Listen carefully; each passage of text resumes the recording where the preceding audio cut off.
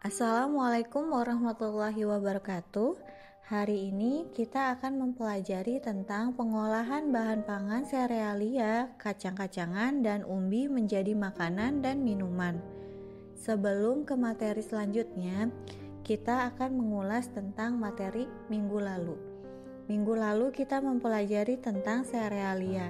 Serealia adalah jenis tumbuhan golongan tanaman padi-padian atau rumput-rumputan yang dibudidayakan untuk menghasilkan bulir-bulir berisi biji-bijian sebagai sumber karbohidrat atau pati. Jenis serealia kita bagi menjadi 4. Yang pertama ada beras, kedua ada jagung, ketiga gandum, dan yang terakhir sorghum. Di video ini kita akan membahas tentang jenis kacang-kacangan. Kacang-kacangan adalah sebutan untuk biji yang berukuran relatif lebih besar dibandingkan dengan serealia dan digunakan untuk bahan pangan bagi manusia dan hewan. Ada 3 jenis kacang-kacangan yang hari ini kita akan bahas, yaitu kacang tanah, kacang hijau, dan kacang kedelai. 1. Kacang tanah. Kacang tanah adalah tanaman polong-polongan atau legum. Kacang tanah diperbanyak dengan biji dapat dipanen pada umur 90-95 hari setelah tanam. Ciri fisik tanaman kacang tanah berupa tanaman perdu dan berdaun kecil. Apa itu tanaman perdu? Tanaman perdu adalah tumbuhan berkayu yang bercabang, tumbuh rendah dekat dengan permukaan tanah dan tidak mempunyai batang yang tegak. Di Indonesia, kacang tanah memiliki beberapa sebutan seperti kacang Bandung, kacang jebrol, kacang kolek, kacang tuban, dan lain-lainnya. Sebutan tersebut digunakan pada daerah masing-masing. Adapun manfaat kacang tanah adalah 1. Memiliki asam folat. Asam folat dapat mencegah resiko kecacatan pada bayi ketika dalam kandungan. 2. Terdapat berbagai macam vitamin, contohnya C, A, D, E, K, dan B kompleks. 3. Menjaga kadar gula darah. 4. Sumber antioksidan. Antioksidan sangat baik untuk mencegah penyakit kanker. Di sini ibu juga menampilkan gambar hasil dari pengolahan kacang tanah. Gambar pertama yaitu gambar kue dari kacang. Yang kedua ada rempeyek kacang tanah, dan yang terakhir ada selai yang terbuat dari kacang tanah. 2. Kacang hijau. Kacang hijau adalah sejenis palawija yang dikenal luas di daerah tropika. Tanaman palawija adalah jenis tanaman alternatif yang bisa ditanam di rumah untuk mencukupi cadangan kebutuhan pangan, atau dapat dikatakan bahwa tanaman palawija ini merupakan tanaman pangan kedua setelah padi. Budidaya kacang hijau dilakukan dengan biji pada lahan sawah sesudah panen padi dan buahnya berbentuk polong.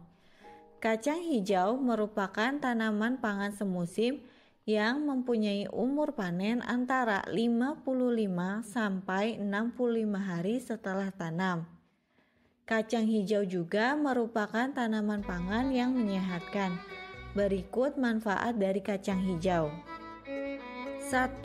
Kaya akan mineral, contohnya fosfor, kalsium, dan zat besi yang berkhasiat sebagai obat beri-beri.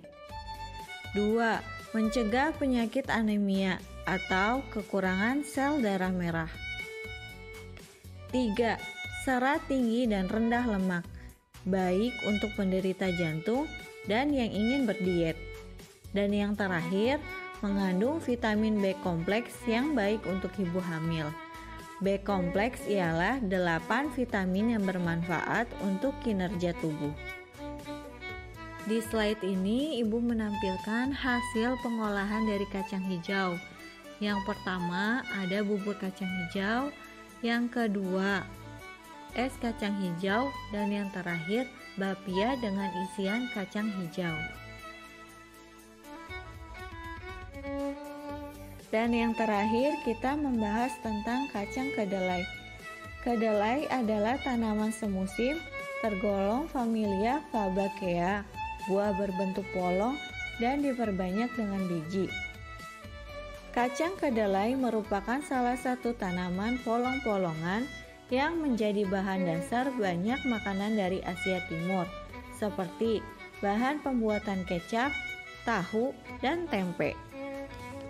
Tanaman ini sudah dibudidayakan sejak 3.500 tahun yang lalu di Asia Timur.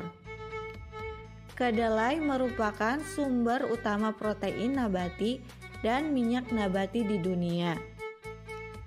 Kacang kedelai merupakan salah satu jenis kacang-kacangan yang dapat digunakan sebagai sumber protein, lemak, vitamin, mineral, dan serat. Selain itu, kacang kedelai memiliki kandungan nutrisi yang baik untuk tubuh, di antaranya 1. Memiliki kandungan protein nabati yang tinggi berfungsi untuk membangun sel yang rusak. 2. Mengandung vitamin B1, B2, B6, dan provitamin A untuk menangkal bakteri, kalium, magnesium, dan asam omega 9 yang sangat baik untuk bayi karena kandungan gizinya yang lengkap. 3. Mengandung lemak yang rendah yang dapat mengatasi intoleransi laktosa. Intoleransi laktosa adalah masalah pencernaan yang terjadi ketika tubuh tidak dapat mencerna karbohidrat yang disebut dengan laktosa. 4. Mengandung minyak tumbuhan non-kolesterol. Dan yang terakhir, mengandung lecithin yang bermanfaat untuk menjaga kolesterol dalam tubuh.